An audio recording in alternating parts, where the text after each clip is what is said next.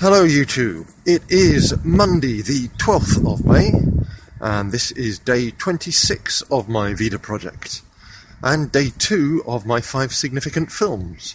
Now, yesterday we looked at the works of Jim Henson and selected The Dark Crystal as the first of my significant films. Today I'd like to look at another of my 4 aces, Clive Barker. It's no real surprise that both Clive and Jim are in both lists.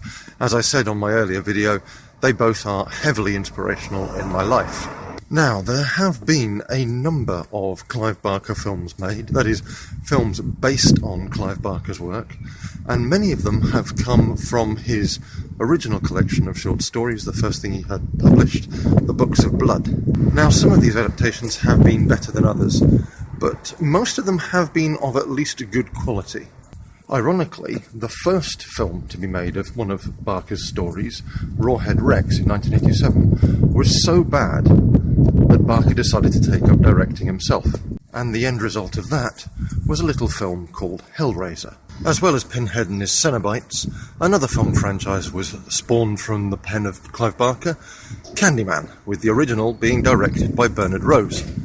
Now, what I find interesting is that for all the creative input that Clive Barker has had into the horror genre, there are very few which he actually directed. In fact, his foray into directing lasted a grand total of 3 films. Barker's first film, as already discussed, was Hellraiser in 1988, and his final film was in 1995 with Lord of Illusions. But between the two is the film which makes it onto my list of 5 significant films, and that is 1990's Nightbreed. So, of these 3 films, why is it that Nightbreed is the one that makes it onto my 5 significant films list? Well, of the 3, Nightbreed offers a great example of exquisite world building. There are characters in the film which are seen for maybe one shot, in one scene, maybe have 1 or 2 lines, and yet, if you look into the background material, Barker has written an entire backstory and biography for them, and detailed how they became one of the lost tribes of the moon.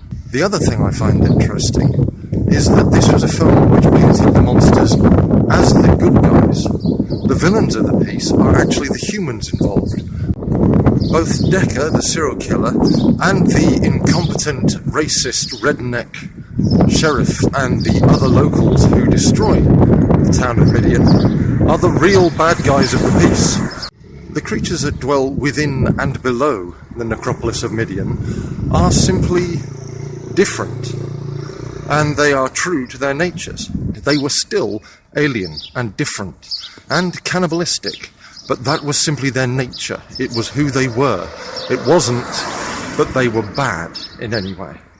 So this was a film that taught us to embrace the monster long before we had Interview with the Vampire or any of the Twilight supernatural romance clones that we've got these days. So that's why Nightbreed is on my 5 significant films list, because it gave me an entirely different moral outlook without being judgmental about it, and because it gave an exquisite piece of world building with attention to detail which I've seen in very few films, either before or since.